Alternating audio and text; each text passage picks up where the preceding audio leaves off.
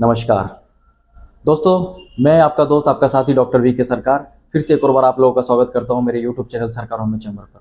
दोस्तों, आज मैं आया हूं आपके सारे प्रश्नों के जवाब देने के लिए। दोस्तों, बिल्कुल बहुत ही कम समय में आपके सारे डाउट में क्लियर करने वाला हूं, तो अंत तक बने रहिए हमारे चैनल में हमारे साथ। तो मैं सबसे पहले आप लोगों के प्रश्न रिपीट कर देता हूं। आप लोगों के प्रश्न क्या क्या थे होम्योपैथी से संबंधित। दोस्तों, होम्योपैथी को लेकर के आप लोग जानना चाहते हैं जो सवाल, जो प्रश्न, वो कुछ इस तरह से है। प्रश्न पहला, होम्योपैथी क्या है? दूसरा, होम्योपैथी किसके लिए उपयोगी है? तीसरा, यह पैथी कार्य कैसे करती है? चौथा, अगर यह पैथी इतनी अच्छी है तो यह काम क्यों नहीं करती है?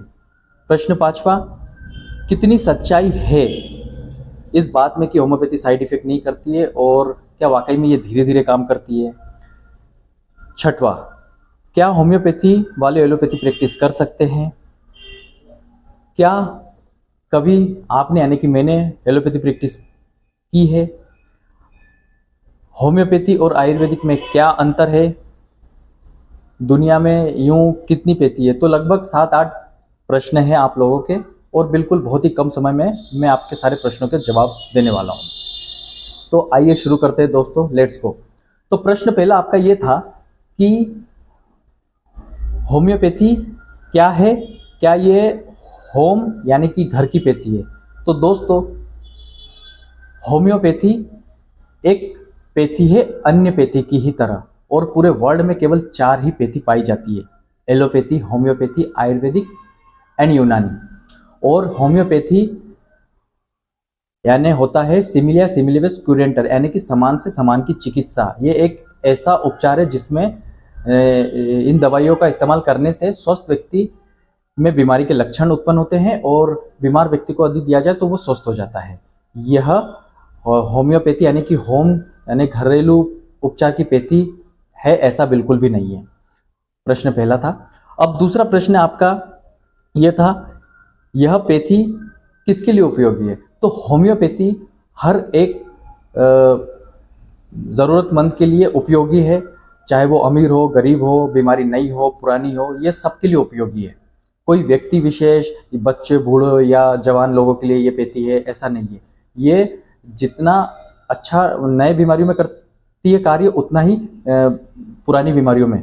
लेकिन आप लोगों को शायद ये पता है, आप लोग ज़्यादातर पुरानी बीमारी को लेकर के ही होम्योपैथी की ओर अग्रसर होते हैं, लेकिन जितना ये इफेक्टिव पुरानी बीमारियों के लिए है, उतना ही इफेक्टिव है एक्यूट केस यानी कि नई बीमारियों के लिए भी है। सर्दी जुकाम खांसी के लिए भी आप ये प्रयोग कर सकते हैं और बहुत ही शानदार रिजल्ट आता है, और इसके कोई कॉम्प्लिकेशन साइड इफेक्ट भी नहीं है। जैसे कि आपने दूसरी इसके एवज में एंटीबायोटिक्स वगैरह ली तो कई बार बोलते कि यार हल्का सा सर्दी जुकाम था, दवाई का तो कफ बैठ गया। ऐसा इसमें बिल्कुल भी नहीं होता है। प्रश्न तीसरा था आपका, यह पैथी कार्य कैसे करती है? तो यह पैथी नर्वस सिस्टम के माध्यम से कार्य करती है। आप मदर टिंचर डाइल्यूशन या पिल्स के रूप में गोली लेते हैं तो ये आपके सिलाइवा के थ्रू डिजॉल्व होकर के सीधे ब्रेन में एक्शन करती है, और ब्रेन से ये ऑर्डर आता है कि ये काम करना, और मतलब ये नर्वस सिस्टम के थ्रू काम करता है। ऐसा नहीं कि एक डिस्प्रिन की गोली ली और पेट में घुला फिर गया, मतलब इसलिए ये एक गलत कंसेप्शन है कि ये धीरे काम करती है, ये बल्कि बहुत ही फास्ट काम करती है। अगला प्रश्न था, अगर ये पैथी इतनी अच्छी है तो यह काम क्यों नहीं करती है? तो दोस्तों, ये प्रश्न पूरी तरह से ठीक नहीं है, प्रश्न थोड़ा गलत है। इतनी अच्छी पैथी है, वाकई में ये बहुत अच्छी पैथी है, और दुनिया की लार्जेस्ट सेकंड पैथी में से एक है। आज की तारीख में दुनिया में दूसरे नंबर पर सबसे ज़्यादा खाई जाने वाली दवाई होम्योपैथी बन चुकी है।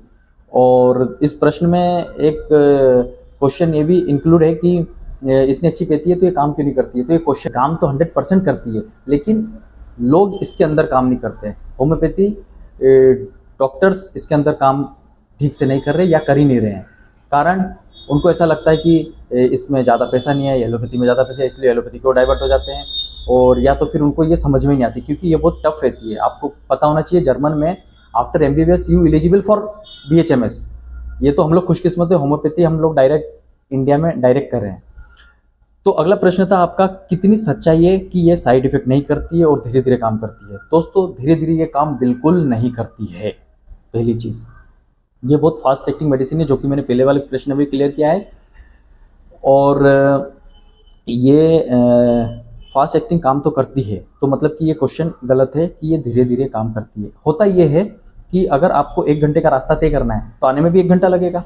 अब आप 2-3 साल की बीमारी लेकर के जाते हैं, उसको ठीक होने में कम से कम 2-3 महीने लगते हैं। तो इसलिए लोग को पता है कि ये धीरे काम करती है। आप एक्यूट केस में आइए, सर्दी जुकाम बुखार लेकर के आइए 2-4 दिन का, तो आप 2-4 दिन में ठीक भी हो जाएंगे। और आजकल तो ऐसे एक्यूट वायरस आ रहे हैं कि हॉस्पिटल में भर्ती होने के बाद भी आपको बुखार ठीक करने में 4 से 6 दिन लग रहे हैं। ठीक कह रहा हूँ ना? तो ऐसा है। और रही बात साइड इफ़ेक्ट की, तो साइड इफ़ेक्ट नहीं करती है। कई बार ऐसा होता है कि आपने कोई दवा ली, वो आपका ठीक नहीं हुआ, लेकिन ये कॉम्प्लिकेशन क्रिएट नहीं करेगी, ऐसा है। को बीपी नहीं है तो आपने बीपी की गोली खा ली तो एकदम से बीपी फॉल हो जाता है, आपको चक्कर आने लगते हैं, इस तरह से कुछ कॉम्प्लिकेशन ये नहीं करता है। लेकिन मैं आपको ये सलाह दूंगा कि अनावश्यक आप कोई भी दवा नहीं ले, चाहे आयुर्वेदिक हो, होम्योपैथी हो, एलोपैथी, कोई भी दवा ऐसी नहीं बनी है कि आप उसको बेवजह प्रयोग करें या ले। कि जैसे जस्ट लाइक झंडू पंचारिश एग्जाम्पल तो आयुर्वेदिक में आता कि ये खाइए तो आपको कभी हजमे की गड़बड़ी नहीं होगी।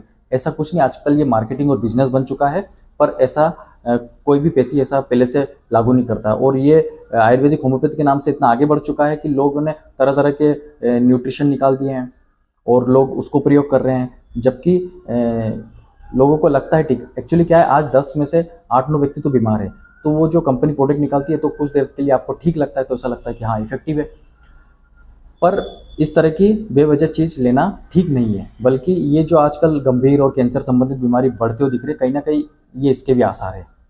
अगला प्रश्न था दोस्तों आपका, क्या होम्योपैथी वाले एलोपैथी प्रैक्टिस कर सकते हैं? नहीं, सिंपल सी थ्योरी है। आयुर्वेदिक प्रैक्टिस करेगा, होम्योपैथ की प्रैक्टिस करेगा, एलोपैथ की प्रैक्टिस करेगा। लेकिन आयुर्वेदिक होम्योपैथी सुनने में इजी लगता है लेकिन बहुत कठिन है, इसलिए लोग इसको कर नहीं पाते। और दूसरा सबसे बड़ा कारण है, लोग पैसे की ओर भाग रहे, इसलिए एलोपैथी की ओर जाते हैं। बहुत सस्ती मेडिसिन आती है और इसमें ज़्यादा कुछ आपको करना भी नहीं पड़ता है। आपने कहीं अपने मोहल्ले में भी ऐसा देखा होगा, सुना होगा कि वो तो 10वीं या 12वीं भी ठीक से पास नहीं है, पास है या फेल है, पर वो सीख करके कुछ दिनों में अपनी खुद की दुकान डाल देता है और बढ़िया दुकानदारी के हिसाब से चलाता है। और सुनने में आता है कि यार 2-3 हज़ार रुपये रोज कमाता है। अब जिसको 2-3 हज़ार रुपये बिना बात के मिलेगा तो उसको क्यों नहीं अच्छा लगेगा।